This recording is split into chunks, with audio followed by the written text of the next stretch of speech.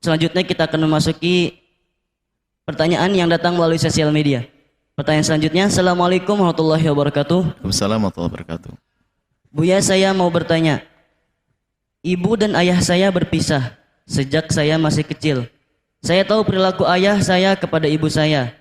Ayah saya menyiksa batin ibu saya dengan cara bermain perempuan sampai meninggalkan ibu saya.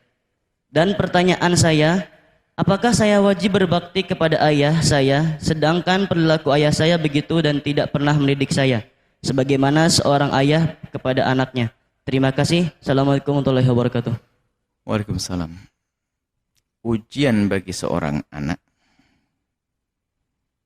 yang sangat besar, akan tapi kalau lolos pun pangkatnya tinggi, yaitu ujian di dalam berbakti. Ada seorang anak yang Allah beri ayah dan ibu yang baik sekali, maka baginya berbakti adalah mudah karena orang tuanya adalah baik. Ini juga kenikmatan. Tapi ada yang diuji oleh Allah dengan orang tua yang tidak baik, zalim kepadanya, dan seterusnya. Tidak baik pokoknya. Maka ini ujian bagi anak. Bisa tidak berbakti kepada orang yang seperti itu? Kalau dia bisa, berarti hebat. Pangkat dia tinggi karena ujiannya berat. Seorang ayah yang tidak pernah mendidik, bahkan mungkin zalim menurut pengakuannya. Maka kalau seorang anak tetap bisa berbakti, maka dia istimewa. Dan ingat, berbakti itu juga nasib baik. Kemudahan berbaktinya adalah nasib baik. Sehingga yang berbakti kepada orang tuanya akan Allah beri segala kebaikan. Kalau kita orang beriman diberi kebaikan di dunia dan di akhirat. Bahkan orang kafir sekalipun kalau bisa baik dengan orang tuanya, maka Allah akan berikan kepadanya tapi hanya di dunia, tidak ada di akhirat. Jadi dibalik kebaikan seorang anak kepada ibundanya akan Allah beri kepadanya segala kebaikan. Kalau ahli iman di dunia dan di akhirat. Kalau orang kafir hanya diberi kebaikan di dunia tapi tidak diberi akhirat.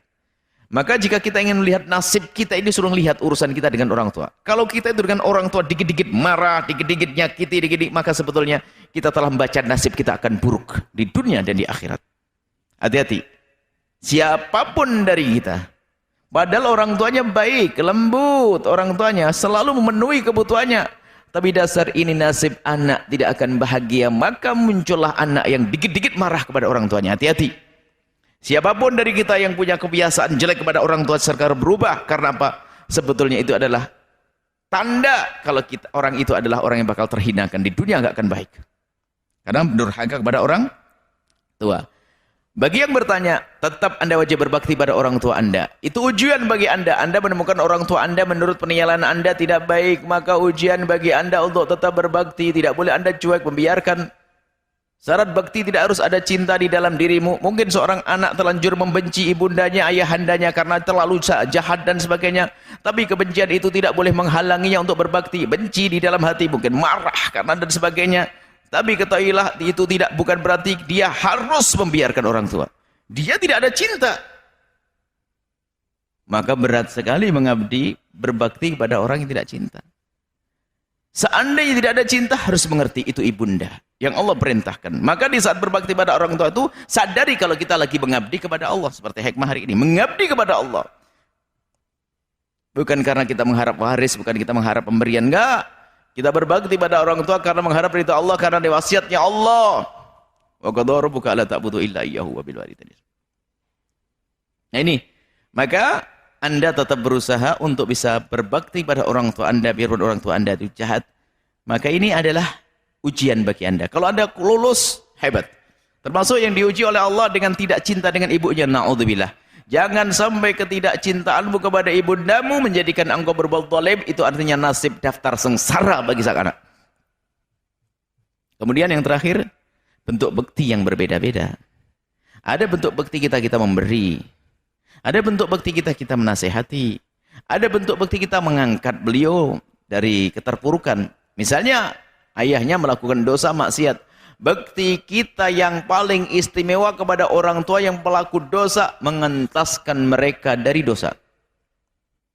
Orang tuanya judi, gimana bakti saya kepada orang tua saya yang berjudi? Rayu dan rayu, hibur dan hibur, sampai beliau jauh dari judi. Ajak diskusi, ajak ngobrol, jauhkan dari judi. Orang tua saya tidak sholat, saya baktinya bagaimana? Jadikan bagaimana beliau bisa menjadi ahli sholat. Ada masalah pemberian harta dan sebagainya, itu mah enteng, gampang. Yang repot adalah itu tadi. Kita tetap bisa mengabdi kepada orang tua di saat orang tua ternyata tidak baik. Intinya apa maksudnya? Tidak ada alasan untuk tidak berbakti kepada orang tua. Tidak ada alasan untuk tidak berbakti kepada orang tua. Bahkan bagi seorang anak yang punya orang tua belum beriman sekalipun. Sahibhuma fid dunya ma'rufa. Bergaulah di dunia dengan cara yang baik. Kalau beliau lapar, kasih makan. Sakit, obati. Biarpun berbeda agama, orang tuanya nggak boleh sewenang-wenang. Itu namanya sok. Nggak benar, nggak punya adab. Islam tidak mengajarkan semacam itu. Baik. Jadi Anda tetap wajib berbakti. Kemudian yang perlu kami singgung adalah masalah yang dilakukan orang tua Anda.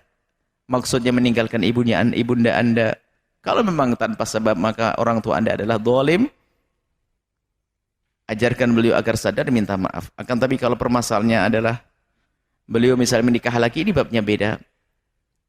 Tapi permasalahannya sekarang sudah meninggalkan ibundanya, lalu Anda kecewa. Anggap saja orang tua Anda sudah tidak baik dan tidak benar, maka ketahuilah Anda harus semakin dekat kepada beliau. Agar beliau tidak semakin jauh, semakin hilang. Semoga Allah bisa menjadikan Anda anak yang benar-benar berbakti pada orang tua Anda, sehingga Anda akan memetik buahnya nanti, yaitu kebaikan di dunia dan juga kebaikan nanti di akhirat. Wallahu a'lam bishawab.